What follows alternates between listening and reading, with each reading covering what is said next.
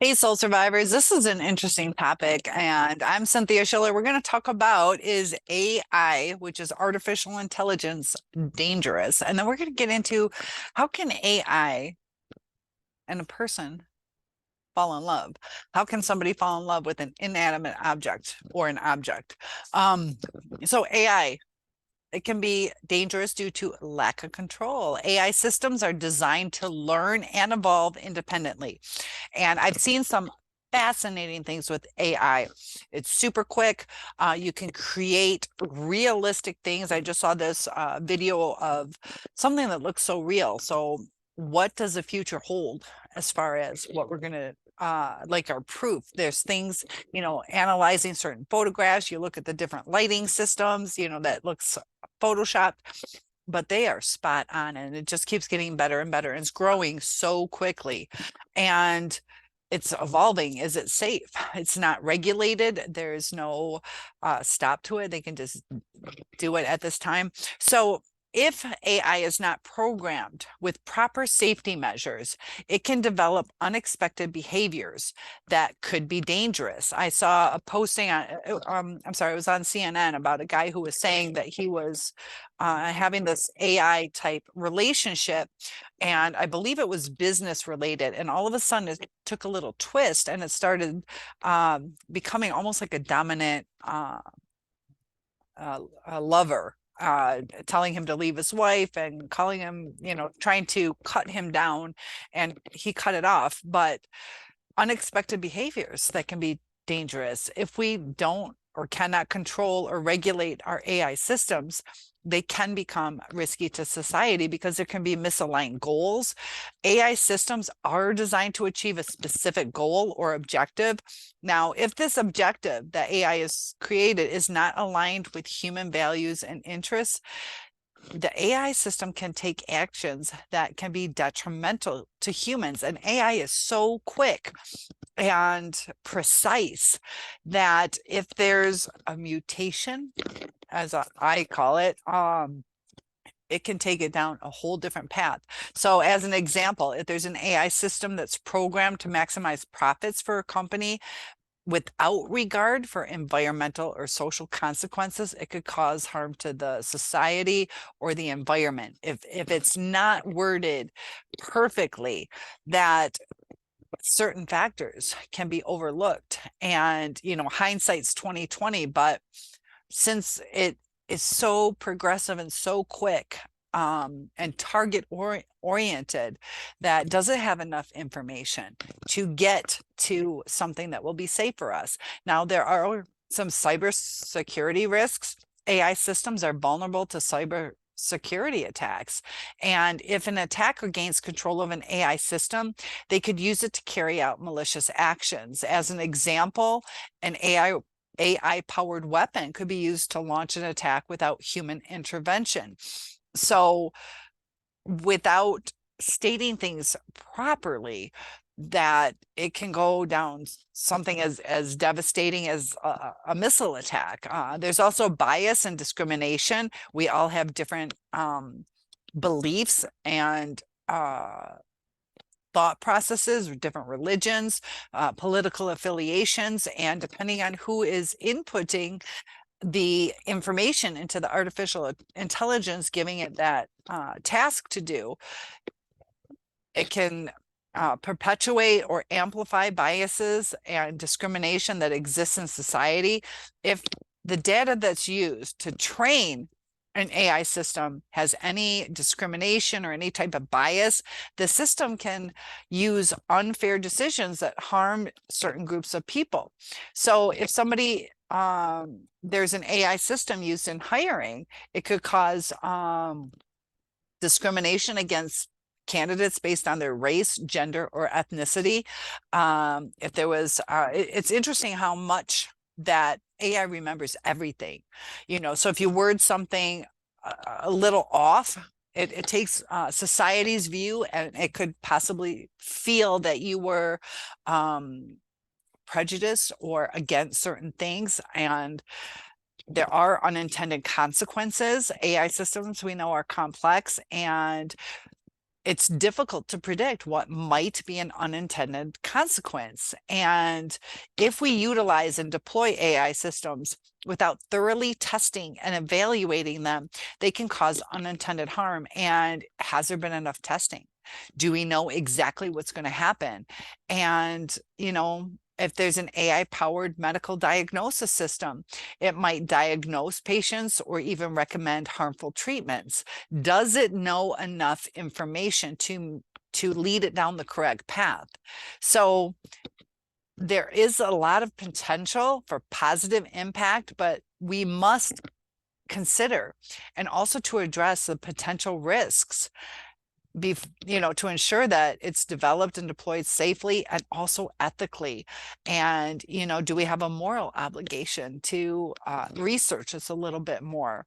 And at this time, AI is not something that will be approved or disapproved. It's as far as a regulatory body, there's nobody governing it, and it is rapidly evolving. It's in the field of technology, and its use and development is determined by the individuals, organizations, and governments that implement it. So many countries do have regulatory frameworks, also some guidelines, but as an example, the European Union has developed this code of ethics, which is the ethics guideline for trustworthy AI. And in it, it has 7 trustworthy outlines, and it includes respect for human autonomy and preventing harm. But we also have to remember, are people going to follow the rules? Are they people get a little tricky and they can manipulate the system?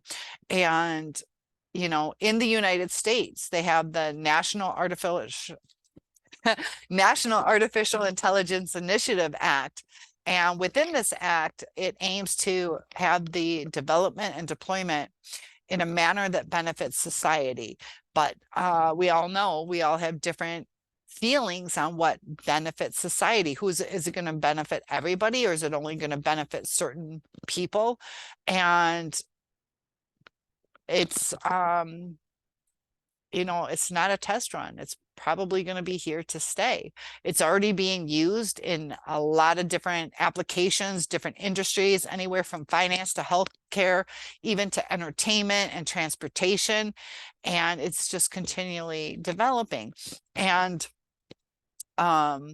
as far as, I find it interesting how the narcissist objectifies us, and also the porn industry, how they target specific body parts to have you obsessed with, kind of more targeted, as opposed to the person. It objectifies the person.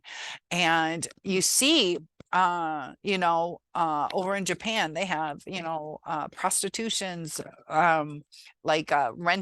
rental dolls that are like AI and different areas too, I'm sure. But it's having the emotional connection where it remembers what you say, it responds to you. It's the perfect wife or the perfect husband. And people are falling in love and marrying. I don't know if they're legal marriages, but they're marrying, committing their life to either a doll or an object. I've seen objects, not even like a fake person, but just these little things or whatever. So how does this happen? What goes on where people fall in love with objects? Like, as far as the narcissist, did they really love us, when they objectified us? And is it a sign of some kind of mental illness? Are the people that are falling in love with an object, do they feel that they're less than, that they're not worthy of a true human connection? And one way with AI that it can be used to create emotional connections is through personalized recommendations. Now, the narcissist loves to mirror us, so personalized interactions, and it'll analyze data on the person's behaviors or preference, interests. So AI starts to suggest certain services or products that meet the individual's needs and desires. Seems like a soulmate. And when the person feels that this product or service is uniquely suited to their needs, they start to feel an emotional attachment. When we feel things, we get attached. And that's why the narcissist doesn't have that deep connection because they don't feel the way we feel. And also the self-esteem and all that stuff that goes along with it. Just like if something happened to you and, I didn't have empathy, and let's say, you were in a car accident, and if I had empathy for you, I'd want to reach out and ask if you're okay. But the narcissist could be like, yeah, you were stupid. Like, I'm not going to call and pick up and talk to her. So, or they're going to belittle us because we were dumb for doing whatever we did, for being in that place at a certain time, even though that wasn't our fault doing that. But it's lost connections. Like if you felt empathy, you would reach out, make a connection, and both people would feel something. The narcissist dismisses the feeling part. So unless it is towards them. So when we analyze the data on, people's preferences and things, and giving people emotional attachments, there's other ways too that AI can get into someone's head and create those emotional connections. And it's through the use of emotional analysis, and it can actually analyze people's facial expressions, their tone of voice, physiological indicators to determine their emotional state. That's why when people are lying, you might or angry or upset, they'll either smile, frown, start to sweat, their heartbeat, or you can see their pulse, and the reddening in the skin, and all these things are the physiological indicators, and AI knows what those are. I've studied how to tell if somebody's lying and all these things, but it's almost like brain overload, that we can remember a certain amount, but it's like, whoa, was it to the right or to the left? Was it up, to the down? Which way do the eyes go? But AI doesn't forget, and it can hone in. It doesn't get lost in the conversation where they're like, I love you, and we forget to look at the facial expression. We hear the words, but AI hears the words and matches it with the facial expression because it's not emotionally attached. It can get the answer spot on because it's, in a sense, logical instead of emotional. And this information, it can create anything from marketing messages to advertising, and it starts to resonate with people. And it gets into the emotional level. When we're emotional, we don't think it's straight. And it can also create things that are engaging, fantastic, either emotional or immersive experience that's tailored to you. There are AI powered chatbots that give us personalized interactions with customers that are designed to build trust and rapport. There's a lot of psychology in sales, and with virtual reality, these experiences can transport people to different environments, and it gives them a sense of emotional connection to a brand or product. There's the virtual reality that, it seems like you're there. You see people, or they get scared or intrigued, and it's messing with our mind. And it can be used for good or for bad. And so, it can be used between people and products to get people to act on that, to buy certain things, but it can also start having people who are longing for either an attachment, or to have whatever they're lacking. If they want their self-esteem built up, they can have somebody this toy feeding them the validation. And if you're off enough, you forget.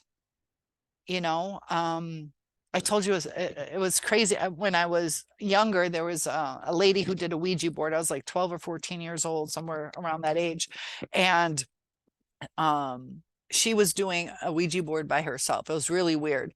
Don't do Ouija boards. But anyways, she's doing it. And I had this sensation, and it said, see, I can touch you, I can feel you. And it was weird. It's like, is this really going on? But it had said something like, I don't know, about me being pretty or something like that. And I'm like, oh, like, it was the weirdest sensation that I kind of ate up. and enjoyed this inanimate object telling me I'm pretty, like a board telling me I'm pretty. And does it have any validity? So as far as Ouija boards, I don't know what you guys believe, but there there was bad experiences with it. And but the point of that story is that it was a quick, brief moment, but if I really got into it, or if I had lower self-esteem, or I didn't have the knowledge to go, wait a minute, what am I doing? But it was interesting, that brief moment where I was like, oh, I mean, I was like 12 or 14 years old, but it was like, I think so. And I'm like, so it could be possible. And,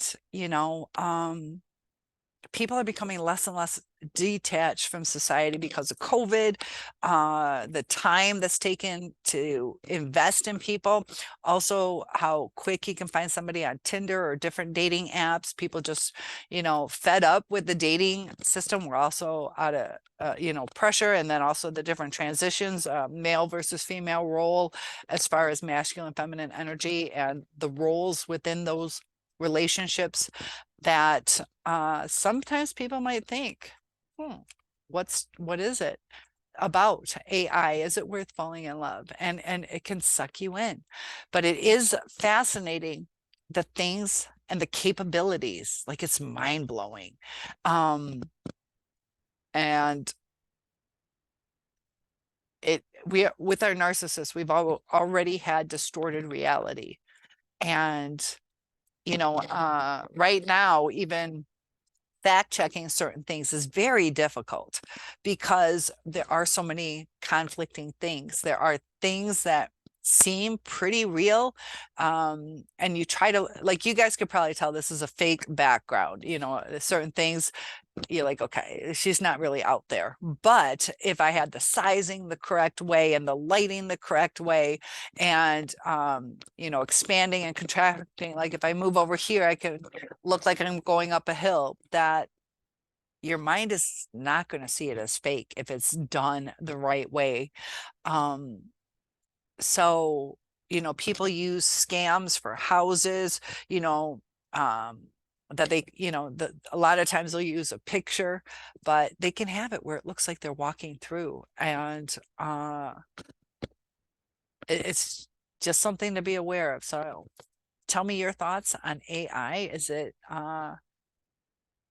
something that you're worried about? Because it can be taken for good or for bad, and absolute power corrupts, absolutely. And are we crossing that line, giving over our powers of humanity to a machine? Something to think about. Talk to you soon.